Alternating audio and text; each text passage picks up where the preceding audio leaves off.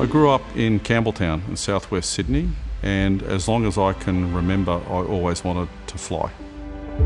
My dad was a great inspiration. He was a private pilot and did it hard, scrounging money to fly when he could. He would take me to all the air shows. We were at home and two Mirages flew over low level, and I remember the trailing pilot looking out of the cockpit and looking at us as he went over. It was very inspirational, it may be something I wanted to do after that. I'm Mark, I'm the retired Chief of Defence Force and I'm a fighter pilot. I was very lucky. I had a lot of support from my mum and my dad, and I applied to join the Royal Australian Navy and the Royal Australian Air Force, and I was accepted to both, but the inspiration to land on an aircraft carrier took me to Navy to start off with. Boy, if you want to get adrenaline going and landing a fast jet on what was one of the smallest carrier decks in the world at the time, it was fantastic. And as a young person at the age of 20, it was just one of those things I always look back on now and still think fondly of it. There was a lot of sense of relief when we took the cable and pulled up, and then there was just a flurry of activity on the ship when they put us back on the catapult and launched us back into the air to go around and do another one. It was the ability to be able to do it and feel confident first time to go out and do it, which is something that I know most men and women in the Australian Defence Force feel. They feel ready when they get sent to do a job. I was on exchange with the Air Force flying Mirages. The government of the day decided to scrap the fixed wing part of the fleet air arm, so the natural thing was to change over. It wasn't that simple. There was all the recruiting that I had to go back through to do it, but it set me on a path that took me right through to the Chief of Defence Force.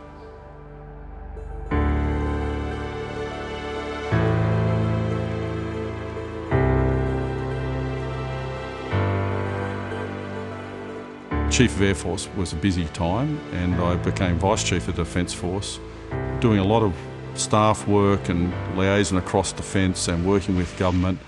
And I came home one night with Geeta and I said I really need to go flying again. It had been a number of years, and we decided we would go out and look to buy an aeroplane and get back into aviation.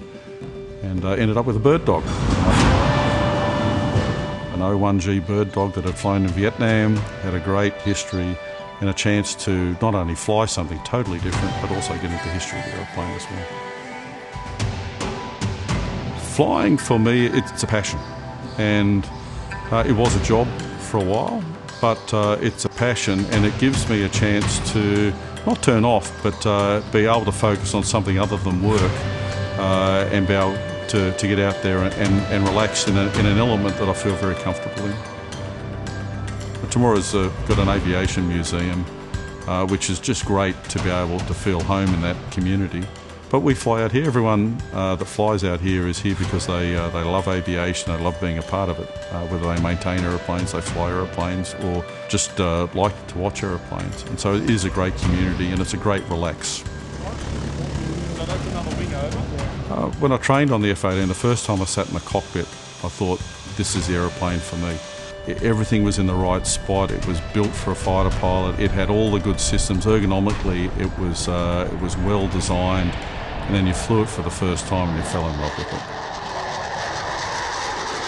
So my last flight in the Hornet was in June 2018, and it was with 77 Squadron, a squadron I'd commanded a number of years before, and it was just a memorable flight. It was a great afternoon, spending time with the maintenance personnel and with the air crew, and just being able to go out and fly a month before I retired was just a special memory that'll stick with me for the rest of my life. The Air Force Team 100 is very special. It's played a large part in the Australian community over 100 years. It's played a large part globally over 100 years. And it's a history that we need to commemorate and give the Australian public a chance to be a part of as well.